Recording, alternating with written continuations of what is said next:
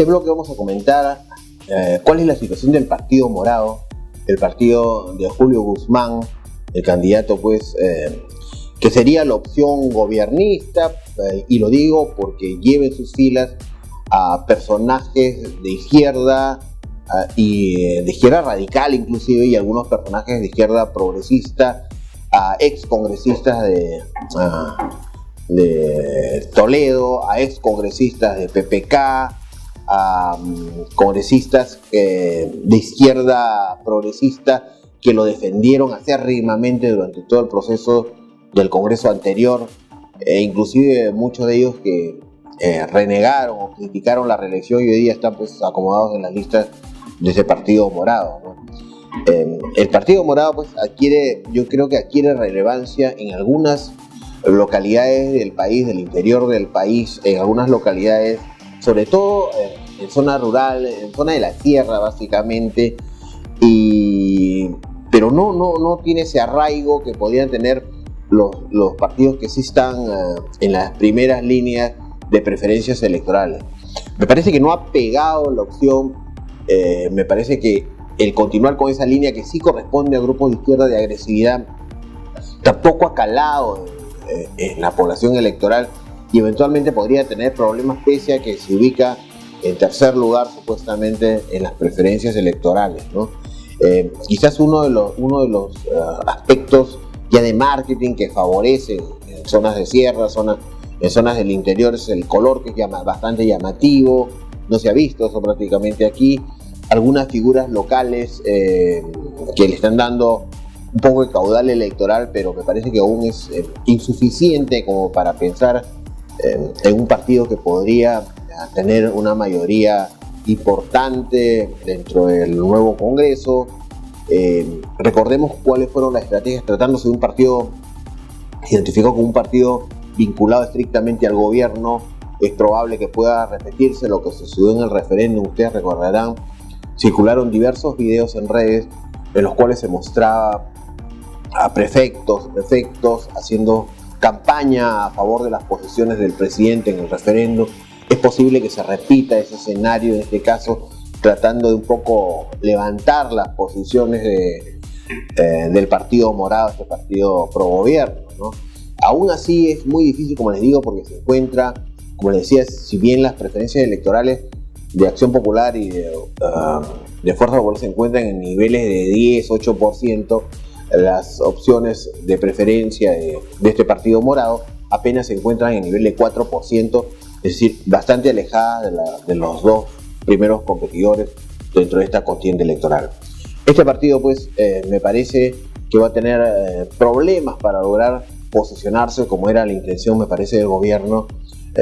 Han salido demasiadas cosas, muchos de sus candidatos están denunciados, inclusive en algunos casos hemos visto por violencia familiar, por alimentos. Es decir, me parece que en la selección misma de candidatos ha tenido bastantes problemas y quizás en ello radique el principal problema de los resultados que está teniendo hasta ahora y que lo llevan a ubicarse en cuarto lugar de las preferencias de voto, como decía, con niveles de apenas 4%, cosa que es complicada para una opción política de cara a las elecciones congresales. Otro tema que quería comentarles, cómo va, luego de revisar estos 4 partidos, podríamos resumir más o menos de la siguiente manera, ¿no? El electorado peruano tiene preferencias por opciones de centro y derecha. Las opciones de izquierda solamente están resumidas o reducidas a un 15%. Acción Popular y Fuerza Popular se encontrarían en un empate técnico en primer lugar. Muy por debajo se encuentran los siguientes partidos, como Alianza para el Progreso, el Partido Morado, con apenas 4%. Dicho esto, vamos a revisar un poco cuáles son las proyecciones en cuanto a curules que podría obtener cada congresista con la fotografía de diciembre. No es que así vaya a ocurrir necesariamente el día de las elecciones, pero a diciembre más o menos la fotografía sería la siguiente, ¿no? Según las encuestas de Ipsos y de IEP, que corresponden, como les dije en todo momento, al mes de diciembre, Acción Popular podría conseguir más o menos entre 39 y 42 curules. mientras que Fuerza Popular podría conseguir entre 27 y 32 escaños en el próximo Congreso, constituyéndose la fuerza más importante del Congreso y acaparando pues más de la mitad de todos los congresistas, o lograría tener más o menos 66 escaños de 130, lo cual le da una mayoría absoluta a estas dos agrupaciones políticas. Le seguirían más o menos en cantidad de congresistas Alianza para el Progreso y el Partido Morado, que podrían obtener eventualmente 16 congresistas cada uno, seguido de Somos Perú con 11 congresistas, el Partido Aprista con 12 congresistas y el PPC más o menos entre 8 y 12 congresistas. Pero hay que tener en cuenta algo importante, que estas proyecciones en cuanto a curules que se podrían conseguir no están considerando el voto indeciso, ese voto que aún no se decide. Y para hacer una proyección tomando en cuenta qué ocurriría con esos indecisos, hemos recurrido un poco a las encuestas de simpatía que establecen por qué líderes políticos que pertenecen a los partidos que están en carrera simpatiza el electorado nacional. Y si tomamos en cuenta esas referencias, podemos proyectar que de esos indecisos, más o menos 10% se irían hacia las líneas de Fuerza Popular. El Partido Morado lograría tener más o menos un 6% de ese voto indeciso, Frente Amplio otro 6%, Acción Popular, considerando que su líder no tiene un líder identificado y solamente está Muñoz y no tiene simpatías a nivel nacional, apenas podría tener más o menos un 4% de ese electorado indeciso, y Alianza para el Progreso igual otro 4%.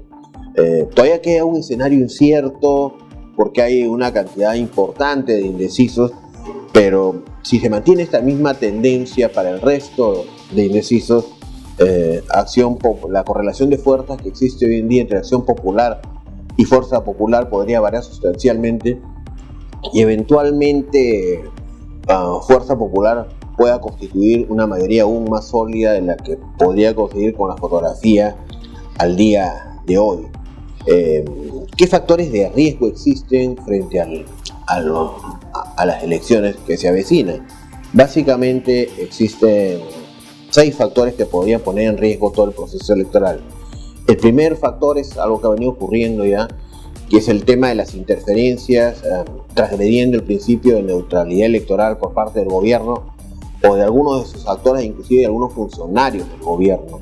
No puede interferir en la campaña los funcionarios públicos. Existen normas expresas, porque rompes el principio de neutralidad. No puedes interferir porque tú manejas presupuestos públicos, porque tienes poder político en caso del presidente, en fin. Está prohibido, es una prohibición expresa. Ya tenía un proceso abierto el presidente por este tema, recuerden ustedes, cuando pidió que voten por los que proponían la eliminación de la inmunidad parlamentaria. Bueno, esa es una interferencia. Si bien le levantaron el proceso y lo salvaron del tema, en realidad ha existido una transgresión, una clara transgresión, y la misma resolución del jurado lo hace notar. Otro factor de riesgo es que las campañas mediáticas contra partidos o grupos de oposición a través de los medios de comunicación que son afines al gobierno constituye otro riesgo, otro factor de riesgo. El otro factor de riesgo es uno que hemos venido con preocupación observando y denunciando, y es la persecución político-judicial mediante acciones fiscales, en fin, a miembros de oposición, a candidatos de oposición, a líderes de oposición, con inicios de investigaciones, pedidos de prisión preventiva, esas famosas filtraciones de documentos, de audios hacia los medios de comunicación filtrados de manera conveniente, siempre para favorecer o al gobierno o a grupos afines al gobierno. Ese es un factor de riesgo bastante importante que tendrán que tener en cuenta los observadores que se encuentran ya en el país y que son más de 50 por parte de la Unión Europea, del Parlamento Europeo. El otro tema es el accionar de la DIVIAC, el factor de riesgo de operaciones policiales contra partidos o candidatos, esos famosos reglajes, esas famosas intimidaciones, escuchas, persecuciones que ya se vienen denunciando por parte de algunos candidatos. El otro factor de riesgo es que ante la posibilidad de que pierda o que no tenga respaldo en el próximo Congreso del Presidente, se le ocurra suspender las elecciones o el órgano electoral hacer lo mismo. En consecuencia, ese es otro factor de riesgo, y el último factor de riesgo es el factor de fraude electoral, que bien podría darse en el caso del voto electrónico, pues tenemos entendido que los sistemas que aplican el voto electrónico no han sido auditados y por tanto podría ocurrir eventualmente lo mismo que ocurrió con Evo en Bolivia y lo mismo que ha ocurrido constantemente en Venezuela con las elecciones de los dos dictadores que han manejado este país. Vamos a una pausa comercial y regresamos con el último bloque.